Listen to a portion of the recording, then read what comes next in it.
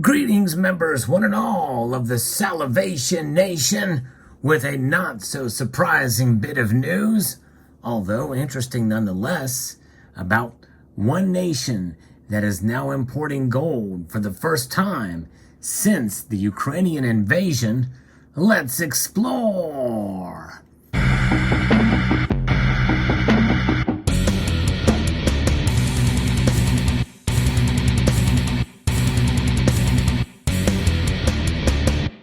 Yes, indeed, a bit of news as shared with me by one Zephiel about this story. Quite intriguing indeed.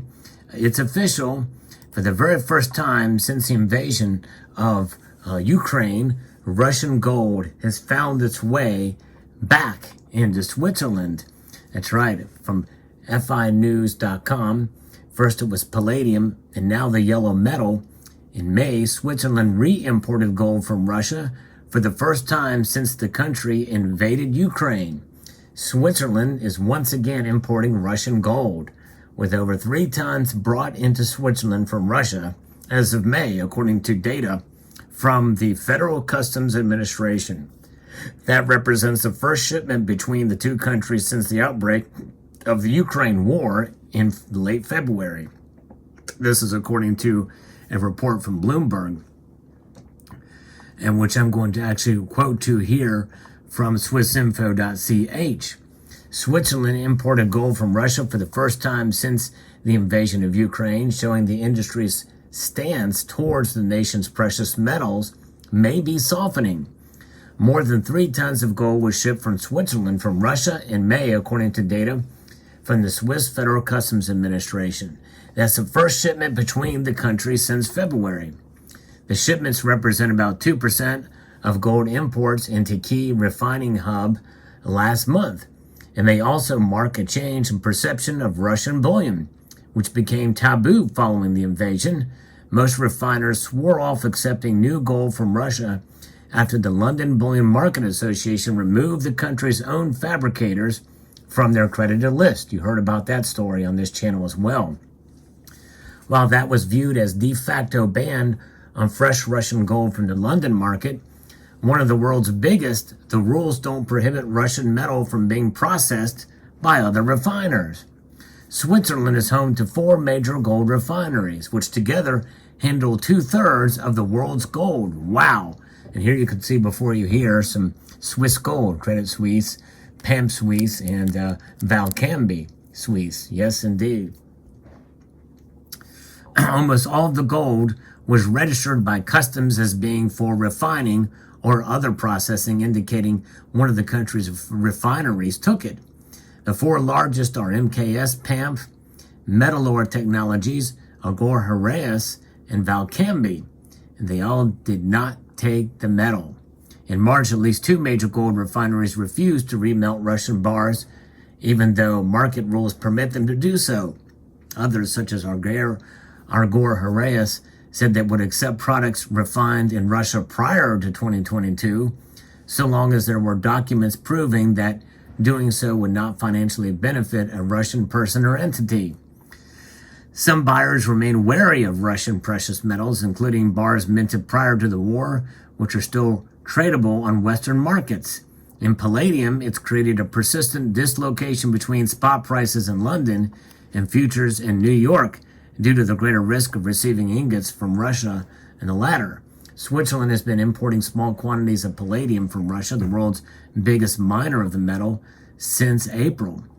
And so going back to the other story here, following Western sanctions against Russia, the London Bullion Market Association suspended the membership of 6 Russian silver and gold refiners in March, as I reported.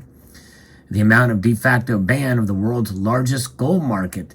The removal of the so-called good delivery list means Russian gold and silver products can no longer trade their newly minted bars in London. At the time, the LBMA did not impose a time limit on the suspension, merely announcing that it would apply until further notice. Russian refiners, however, can continue to trade gold and silver produced before March 7th of the year. The recent shipment of gold amounted to about 2% of the Swiss gold imports. Switzerland is an important hub in the international gold trade, with Swiss refiners responsible for much of the world's gold processing. In March, at least 2 major gold refiners refused to remelt Russian bars, even though the market allows them to do so. Other Swiss smelters, including Argor Heraeus, said that they would accept refined products from Russia, as long as there were documents proving the Russian person or entity would not gain financially from it, as we mentioned before. But what an amazing and fascinating story this FAL has shared with me. And it makes you wonder, where did some of your gold come from? Where was it mined? Where was it processed? How did it get to be into this form that you see here? Very well could be the Swiss are known for, some somewhat corrupt handlings of gold. That's what I understand. I've seen some documentaries on it. You've heard about the tales of them taking the gold teeth out of Jewish prisoners in the concentration camps, and those gold teeth have been in fillings, have been melted down into bullion, and that could some of that very well could be in some of the gold that you see before you here.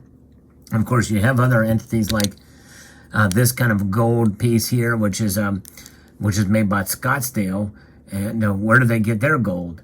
A lot of it could be mined out of Puerto Rico, potentially, or other places, mined and processed. But we really never know. Gold is one of those metals that does not disappear. It can be remelted and refined many times over. There's only a few pieces that I know that tell you exactly where the gold comes from.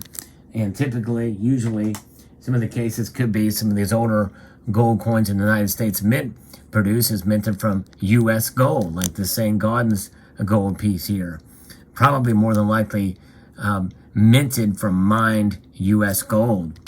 There's other situations where perhaps you might have other leeway, such as, you think about it, South Korean gold. Where does South Korean gold come from?